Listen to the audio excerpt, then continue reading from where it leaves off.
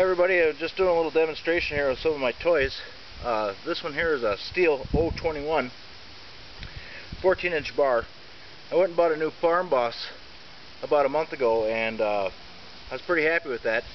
My old McCulloch's just didn't have any power anymore, so went and got a couple Stihls. Found this one off Craigslist for about 75 bucks, and it had a bad gas line on it, so I just replaced that, and now it runs like a top. Give you a little demonstration on this one, show you how it goes.